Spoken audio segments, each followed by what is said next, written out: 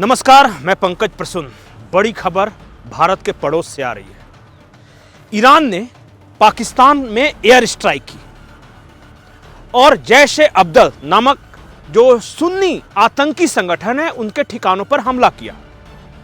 जवाब में पाकिस्तान ने ईरान में घुसकर एयर स्ट्राइक किया है और बताया जा रहा है कि बलूच लिबरेशन आर्मी और बलूच लिबरेशन फ्रंट के ठिकानों पर हवाई हमले किए गए। यह हमला ईरान के सिस्तान प्रांत में हुआ है। उसके बाद जो नौबत यह आ गई है कि ईरान और पाकिस्तान जंग के मुहाने पर खड़े हैं। हमारे पास जो खबर है उसके अनुसार ईरान ने अपनी बैलिस्टिक मिसाइलों को लॉन्च पैड की ओर रवाना कर दिया है। कहानी बेहद दिलचस्प है। कहानी ईरान और पाकिस्तान की नहीं है। कहानी इसके पीछे बैठकर कठपुतली की तरह नचाते इन देशों की है। वो कहानी क्या है हम आपको बताएंगे, लेकिन उससे पहले आप हमारे चैनल को सब्सक्राइब कर लें, इस वीडियो को लाइक कर लें। दोस्तों, सबसे पहले मौजूदा कहानी, जैसा मैंने बताया कि पाकिस्तान के जवाबी हमले के बाद ईरान रुकेगा, इसकी संभावना कम है। अब माफी पाकिस्तान को मांगनी पड़ेगी अगर ईरान को रोकना है तो। ईरान की जो एयरफोर्स है वो पाकिस्तान से मजबूत है। पाकिस्तान की अर्थव्यवस्था इस वक्त बेहद कमजोर है। पाकिस्तान चुनाव के मुहाने पर खड़ा है। पाकिस्तान एक तरफ भारत, दूसरी तरफ अफगानिस्तान से पहले ही मार खा रहा है और तीसरी तरफ ईरान का फ्रंट खोल दिया है। यानी पाकिस्तान चारों तरफ से घिर गया है। लेकिन राजनीति क्या है, कूटनीति क्या है, कौन है जो ये सब करवा रहा है? वो मुल्क, दो big player, big daddy of the world.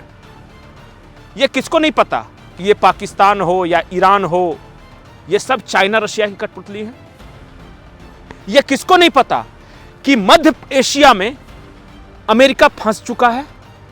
जिस तरह हमास ने इजराइल पर हमला किया, इजराइल ने जवाबी कार्रवाई की, उसके बाद लेबनान पे हमला किया। अमेरिका के जहाजों को हुती विद्रोहियों ने टारगेट किया। जवाब में अमेरिका ने हुती विद्रोहियों पर बमबारी की। आपको क्या लगता है अमेरिका खामोश रह जाता? और अमेरिका ने चाल चली, और चाल ऐसी चली कि रशिया और चाइना के दो दोस्त आपस में जंग के मुहाने पर खड़े हैं। कल अमेरिकी विदेश मंत्रालय का एक बयान आया है और बयान यह है कि इस जंग में हम पाकिस्तान के साथ खड़े हैं। अच्छा, ईरान और पाकिस्तान के बीच जो जंग हो रही है, अमेरिका पाकिस्तान के साथ खड़ा है। और पाकिस्तान की सबसे बड़ी जरूरत क्या है? पैसा। उसे चाहिए पैसा, कोई दे कोई दे। और इतिहास गवाह है कि पाकिस्तान को पैसा तभी मिलता है जब आसपास कहीं जंग होती है। अफगानिस्तान में जंग हुई, अमेरिका ने पाकिस्तान को पैसा दिया। नाटो और रशिया के बीच जब तनाव था तब अमेरिका की ओर से ही पैसा मिलता रहा। आज भी पाकिस्तान को पैसे मिलने हैं तो सऊदी अरबिया, यूएई और अमेरिका से ही मिलने हैं। और पैसे की किल्लत से जूझता पाकिस्तान, पैसे की चाह में तड़पता पाकिस्तान ने एक ऐसी कार्रवाई कर दी है जो उसे भारी पड़ सकती है।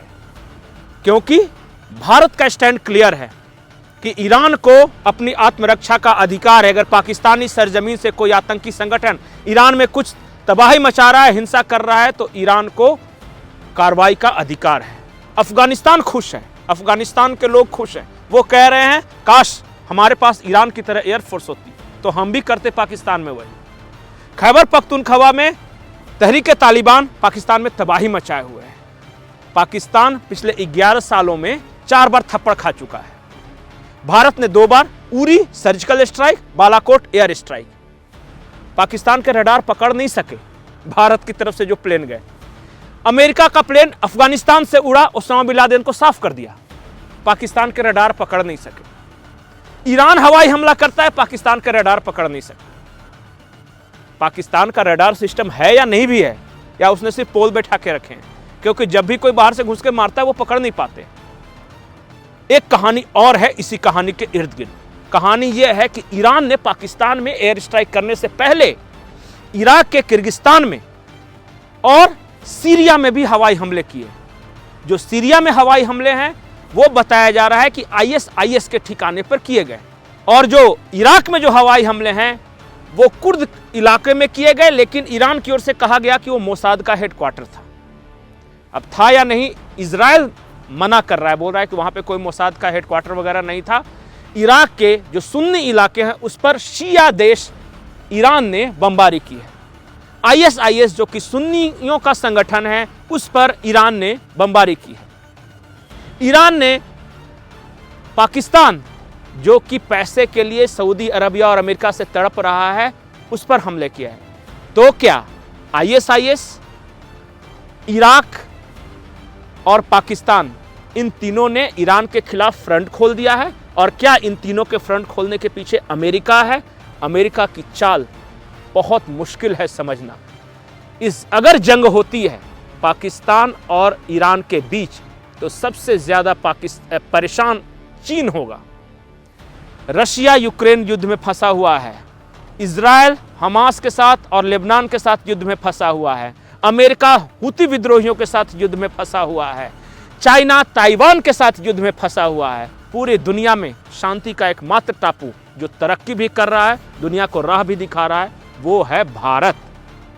और भारत को विश्व गुरु इसलिए बनना है क्योंकि बाकी सारे जंग लड़ते लड़ते खुद ही तबाह हो जाएंगे।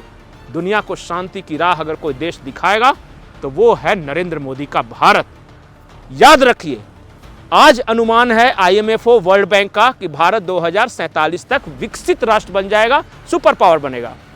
लेकिन जंग जिस तरह जारी है उसके बाद तो लगता है कि भारत 2047 नहीं 2030 से 35 होते होते दुनिया की दूसरी सबसे बड़ी ताकत होगा।